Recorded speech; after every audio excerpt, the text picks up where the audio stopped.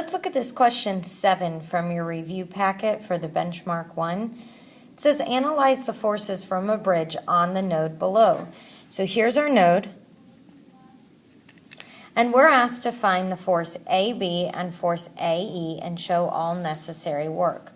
Well, if you think back to the work that you did on the bridge project, we learned that the sum of the forces in the x direction had to be equal to 0. And then we also learned that the sum of the forces in the y direction have to add up to 0. And the reason is because we need to achieve equilibrium. There's a force acting on the bridge going straight up on this node of 40 newtons. So in order to achieve equilibrium, the sum of the forces in the x direction have to be 0. They have to counterbalance this 40 newtons, and the sum of the forces in the y direction also have to equal 0. They're balancing out with this 40 newtons here. So in order to set this up, let's first focus on the x direction. Notice that force AE is entirely in the x direction, but we need to make note that it is going left. And because the force is completely going to the left, we make that negative. So I can say the force AE is going to be negative because it's going left. So this force, the entire thing is in the x direction, plus the force of AB in the x direction. Well, AB is not going straight to the left. It has an x component and it has a y component. So using our formulas, we know that the x component is going to be the magnitude of the vector times the cosine of the angle.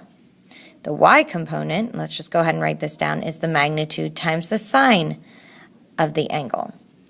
So when I am thinking about the x component for force AB, one, it is in the negative direction. Notice that if I put a coordinate plane here, this would be in the second quadrant, and x is negative in the second quadrant.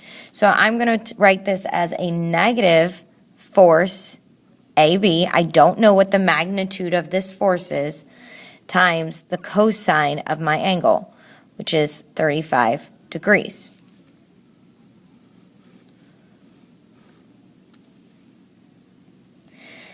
So these two forces have to add up to 0. Okay. Now let's look at the forces in the y direction. Well, I know one of my forces is this 40 newtons. So this is 40 newtons. It's going straight up. My force AE doesn't have a y component, so I don't need to factor in that force. The only vector that has a y component is this force AB.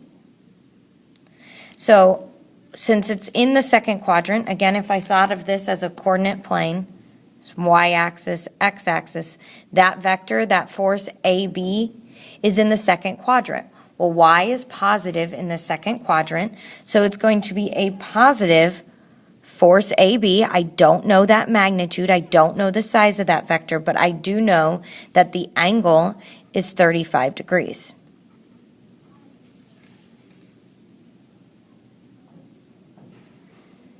Now we can see with this second equation that I only have one variable. The only unknown is force AB. So I can solve this by first I'll subtract the 40 over to the 0, so negative 40 equals force AB times the sine of 35. I can divide by the sine of 35.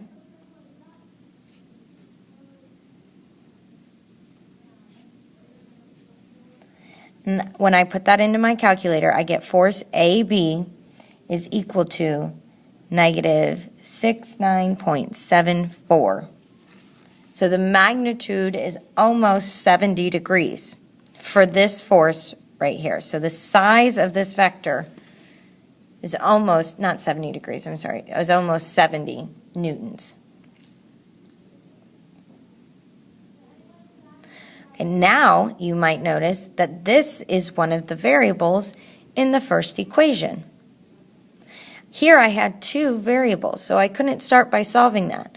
But now through substitution, I know that 0 is going to equal negative FAE minus the force on AB, which is a negative 69.74, times the cosine of 35.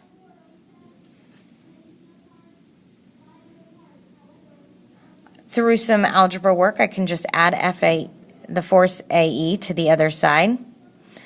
And this equals about 57.1277 when I put this into my calculator. So force AE. Don't you have any recycling? Oh, no, I don't. No? Mm-mm. Okay, thank you. Force AE is 57.1277. And that's our final answer. Here's the force AB. Here's the force AE.